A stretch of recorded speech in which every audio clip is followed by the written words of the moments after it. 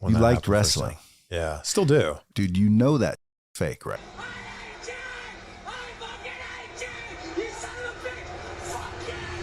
These guys are good, running around a stage acting like they're kicking each other's asses when they're not.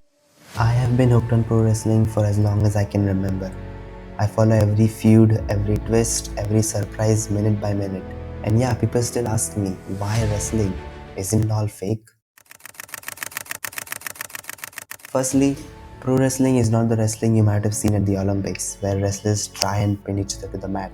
It's not quite the UFC as well. Pro wrestling is just two guys in their underwear fighting over a belt. It's a title. A belt holds up your pants. Pro wrestling is an art form. It may seem like it's just all about the fights. However, in reality, they're just there to pave the way for the medium's most important aspect, the drama. Pro wrestling tells a story through motion where the ring is the stage and every match is a chapter in a larger story.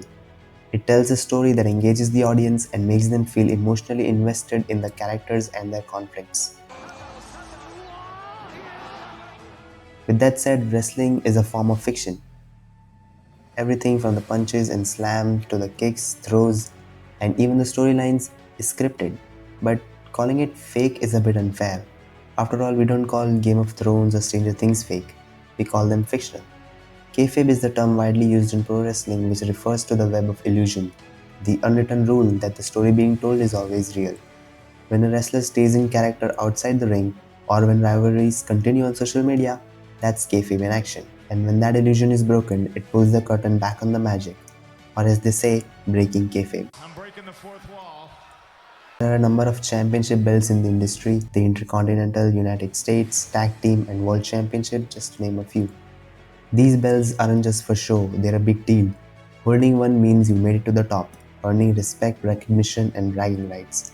And naturally, that makes them one of the biggest reasons wrestlers clash in the first place. A wrestler with a belt sits on top of the food chain, no longer having to fight their way upwards. It's the only way to prove oneself. It's not just an urge or a want or a desire or some story that needs to be finished. This becomes a necessity. With wrestling, you only get one shot to get it right. You are performing live in front of thousands, whether with a microphone. It's called a promo, Shut kid, your and mouth, if you want to John. be the big dog, you're going to have to learn how to do it, so go ahead. Or someone else's life in your hands.